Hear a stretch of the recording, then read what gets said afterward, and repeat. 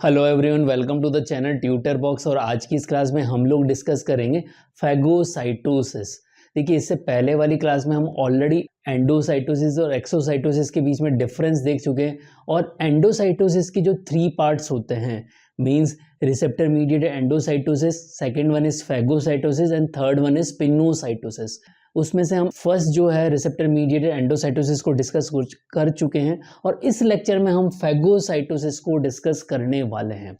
तो आगे बढ़ने से पहले मैं आप लोगों से यही कहना चाहूँगा कि इस चैनल को आप सब्सक्राइब करें, लाइक करें और जो भी वीडियो आता है उसको शेयर भी करें। साथ के साथ में आपका जो एक एक लाइक है वो उससे मेरा मोटिवेशन बढ़ता है, ताकि मैं और इसी सब्जेक्ट से रिलेटेड जो है आगे से आगे आप लोगों को वीडियो डालता रहूँ।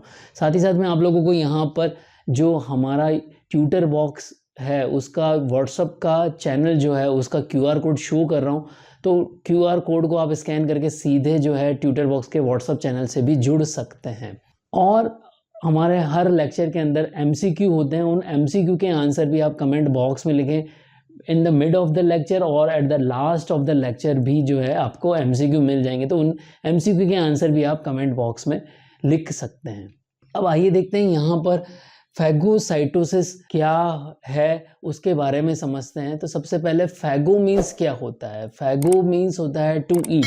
तो ये एक तरह से सेल का ईटिंग प्रोसेस है। सेल ईटिंग प्रोसेस भी हम इसे बोलते हैं। तो क्या बोल सकते हैं हम इसे? Cell eating. अब इस प्रोसेस को क्या बोलते हैं? सेल ईटिंग बोलते हैं। ओके, अब यहाँ पर देखिए फैगोसाइटोसिस जो है पर्टिकुलरली जो है किस तरह की कंपाउंड्स का होगा और किस तरह की जो सेल्स होंगी वो बॉडी में करेंगी। तो देखिए फैगोसाइटोसिस के लिए इंपॉर्टेंट क्या है, कुछ स्पेसिफिक जो मटेरियल्स होते हैं उन्हीं का जो है फैगोसाइटोसिस होता है। तो वो कौन कौन से इंपॉर्टेंट मटेरियल है वो आप देखिए। तो फैगोसाइटोसिस में हमारे पास में क्या है, कुछ जो है माइक्रोब्स होते हैं। ओके, माइक्रोब्स का हो फैगोसाइटोसिस होगा, प्लस वायरसेस जो हैं उनका फैगोसाइटोसिस होगा। और उसके अलावा जो है डेड सेल के जो पार्टिकल्स होते हैं उनका जो है फैगोसाइटोसिस होता है। और वर्न आउट सेल्स हैं, मतलब जो डैमेज सेल हैं उनका भी जो है, या डैमेज सेल के पार्टिकल्स हैं उनका भी फैगोसाइटोसिस होता है। तो यहाँ पर क्वेश्चन आप लोगों से पूछा जा सकता है कि कौन कौन से पार्टिकल्स हैं जिनका कि फैगोसाइटोसिस के थ्रू एंडोसाइटोसिस होता है। Clear everyone? तो यहाँ 4 ऑप्शंस आप लोगों को दे दिए जाएंगे और उन्हीं में से आप लोगों को आंसर देखना होगा। तो पहला हमारा ये चीज क्लियर हो गई कि फैगोसाइटोसिस कौन कौन से कंपाउंड्स का होता है या क्या कौन कौन से मटेरियल्स का होता है। तो ये सॉलिड मटेरियल्स का होता है। बेसिकली किस कौन से मटेरियल का होता है? सॉलिड मटेरियल जो होते हैं उनका फैगोसाइटोसिस होता है। Clear everyone? अब यहाँ पर देखिए कि क्या बॉडी की सारी सेल जो है वो फैगोसाइटोसिस करेंगी। तो यहाँ पर ध्यान दीजिए कि बॉडी की सारी सेल फैगोसाइटोसिस नहीं करेंगी, स्पेसिफिक सेल्स होंगी जो ही फैगोसाइटोसिस करेंगी। तो वो कौन सी सेल है जो फैगोसाइटोसिस करेंगी? तो यहाँ पर हमारी बॉडी में स्पेसिफिक सेल्स होती हैं, उन्हें हम बोलते हैं फैगोसाइट। तो यहाँ पर जो मैंने डायग्राम आप लोगों के लिए बनाया वो फैगोसाइट सेल का ही बनाया है। तो फैगोसाइट है वही हमारे बॉडी में क्या करेंगी? फैगोसाइटोसिस करेंगी। अब कौन सी सेल्स हैं जो कि फैगोसाइटोसिस करेंगी?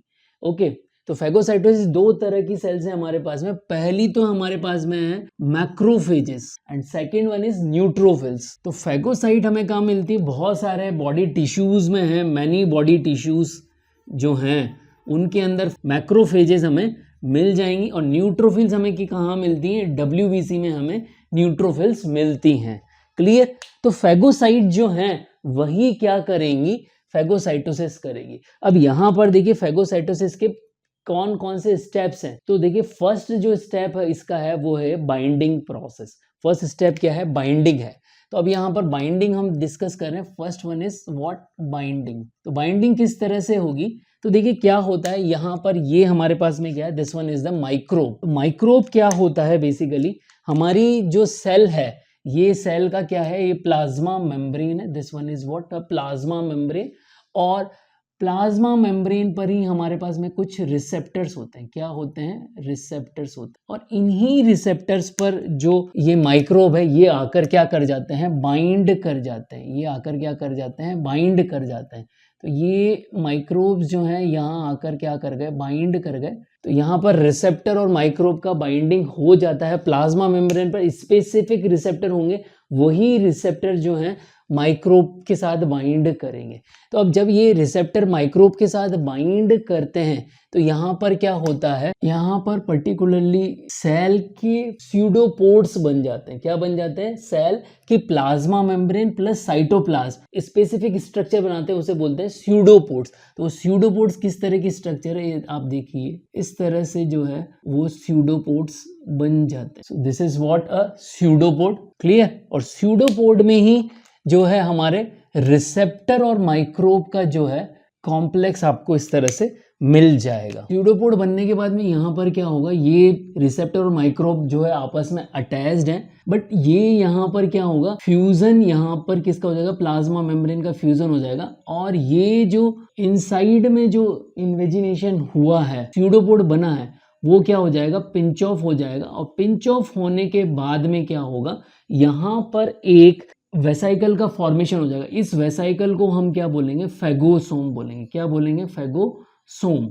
तो सेकेंड स्टेप जो है हमारी हो गई formation of phagosome. Second step क्या हो गई? Formation of phagosome. ओके, तो फॉर्मेशन ऑफ फेगोसोम हो गया। अब ये जो फॉर्मेशन ऑफ फेगोसोम हुआ है तो इसमें आप ध्यान से देखिए, यहाँ पर केवल क्या आएगा? केवल और केवल माइक्रोब्स ही एंटर करेंगे, रिसेप्टर वहीं पर रह जाएगा। तो ये जो वेसाइकल बना, फेगोसोम बना है, फेगोसोम के अंदर क्या आया? या तो वर्न आउट मटेरियल आ गया, डेड सेल आ गया, या वायरस आ गया, या माइक्रोब आ गया। तो ये माइक्रोब केवल इसके अंदर आया। तो सेकंड स्टेप हमारी क्या होगी? कंप्लीट फॉर्मेशन ऑफ फेगोसोम हो गया, जिसके अंदर रिसेप्टर नहीं है। रिसेप्टर अपनी प्लाज्मा मेम्ब्रेन के साथ ही अटैच रह गया और रिसेप्टर से माइक्रोब जो है अलग हो गया। और ये जो माइक्रोब के साथ में जो वेसाइकल बनी उसको हमने क्या बोल दिया? फेगोसोम बोल दिया। क्लियर? अब थर्ड स्टेप क्या है हमारी? थर्ड स्टेप है, अब हमारे पास में क्या है? लाइसोसोम है। लाइसोसोम के अंदर क्या होते हैं? बहुत सारे डाइजेस्टिव एंजाइम्स होते हैं। तो ये ब्लू कलर में जो मैंने बनाया है, यहाँ पर आपको क्या मिलेंगे? काफ़ी सारे डाइजेस्टिव एंजाइम्स मिल जाएंगे। So these are what? Digestive enzymes. Okay, और ये डाइजेस्टिव एंजाइम क्या करते हैं? थर्ड स्टेप को कंप्लीट करने में हेल्प करवाएंगे। मीन्स यहाँ पर क्या होगा? थर्ड स्टेप के अंदर fusion of phagosome with the lysosome. तो क्या थर्ड स्टेप हमारी क्या होगी? Fusion of phagosome with lysosome. तो अब क्या होगा? यहाँ पर देखिए, ये दोनों का ही क्या हो रहा है? फ्यूजन हो रहा है। ये हमारा फेगोसोम हो गया, ये हमारा लाइसोसोम हो गया। तो दोनों का फ्यूजन होने से क्या होगा? यहाँ पर ये दोनों ही फ्यूज हो जाएंगे और यहाँ हमारा ये माइक्रोब है। Okay, these are what? Microbes. और इसी में हमारे पास में क्या आ जाएंगे? डाइजेस्टिव एंजाइम्स आ जाएंगे। तो ये हमारे डाइजेस्टिव एंजाइम्स इसके अंदर आ गए। क्लियर?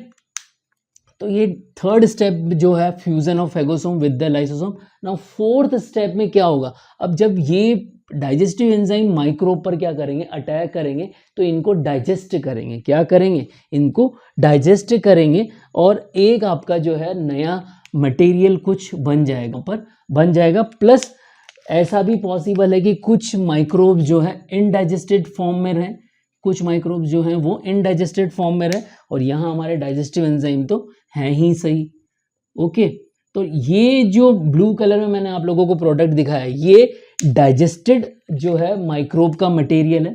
दिस इज व्हाट है? Digested material microbe. ओके, और यहाँ पर ये ग्रीन कलर में जो मैंने बताया वो आपको क्या बताया? इनडाइजेस्टेड मटेरियल। तो फोर्थ स्टेप में क्या हो रहा है?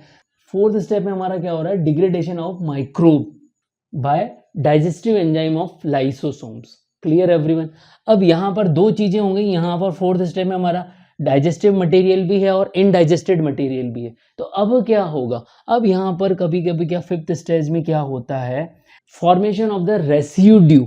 जो इनडाइजेस्टेड मटेरियल होता है उसका रेसिड्यूअल सेल की फॉर्म बन जाती है उसकी। ओके, तो जो फॉर्मेशन ऑफ रेसिड्यूअल बॉडी है इसमें इनडाइजेस्टेड मटेरियल है। इसमें कौन सा मटेरियल है? इनडाइजेस्टेड मटेरियल है। तो अब यहाँ पर जो ये रेसिड्यूअल बॉडी है इसका क्या होगा, अब यहाँ पर दो पॉसिबिलिटी हो सकती है कि ये इनडेफिनिट टाइम के लिए या तो किस में रहे, सेल में रहे, और दूसरा ये हो सकता है कि इस जो रेसिड्यूअल बॉडी का होगा कि ये सेल से बाहर निकाल दी जाएगी through exocytosis. So exocytosis of residual body. और सेकंड जो है ऐसा हो सकता है कि यहाँ पर ये सेल के अंदर रहे किस फॉर्म में, लाइफोफ्यूजिन ग्रेन्यूल की फॉर्म में रहे। तो दो पॉसिबिलिटी यहाँ हमारे लिए हो गई। फर्स्ट पॉसिबिलिटी क्या है कि ये इसका रेसिड्यूअल बॉडी का क्या हो जाए, एक्सोसाइटोसिस हो जाए, तो इसका जो मटेरियल है वो क्या निकल जाएगा, अगर एक्सोसाइटोसिस होता है तो ये मटेरियल कहाँ निकल जाएगा, बाहर निकल जाएगा, और लाइफोफ्यूजिन ग्रेन्यूल की फॉर्म में रहता है, सेल में काफ़ी टाइम तक रह सकता है। तो फिर लाइफोफ्यूजिन ग्रेन्यूल भी हमारे क्या है, स्टेनिंग में काम आ जाते हैं। लाइफोफ्यूजिन ग्रेन्यूल से हमें पता लग जाता है कि यहाँ इस सेल के अंदर क्या है, जो माइक्रोब है वो उसका एंडोसाइटोसिस हो चुका है और वो जो है सेल के अंदर ही, बट सेल से एक्सक्रीट नहीं हुआ है। Clear everyone? तो आई होप यहाँ पर फैगोसाइटोसिस आप लोगों को समझ में आया होगा। फैगोसाइटोसिस में हम बेसिकली 5 स्टेप हमारी हो गई।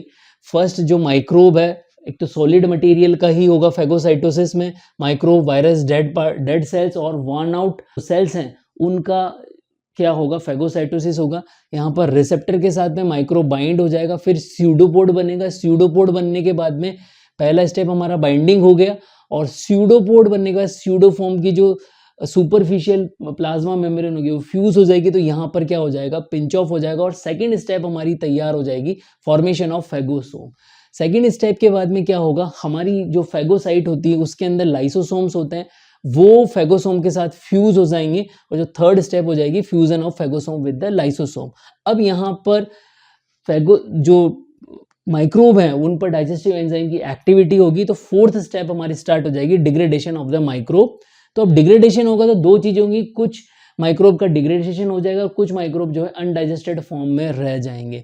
तो अनडाइजेस्टेड फॉर्म में जो मटेरियल रह जाता है वही उसको क्या बोल देते हैं, रेसिड्यूअल बॉडी। तो अब इस रेसिड्यूअल बॉडी की दो चीजें हैं, एक तो ये सेल के अंदर ही रह सकती है, तो लाइपोफ्यूजिन ग्रेन्यूल की फॉर्म में रह सकती है, और दूसरा ये हो सकता है कि इसका एक्सोसाइटोसिस हो जाएगा कुछ टाइम बाद। तो आई होप आप लोगों को ये लेक्चर समझ में आया होगा। यहाँ पर लास्ट में मैंने आप लोगों को एमसीक्यू भी दिए हैं, और समरी में मैंने आप लोगों को ये बता भी दिया है कि फैगोसाइटोसिस की 5 स्टेप्स कौन कौन सी है।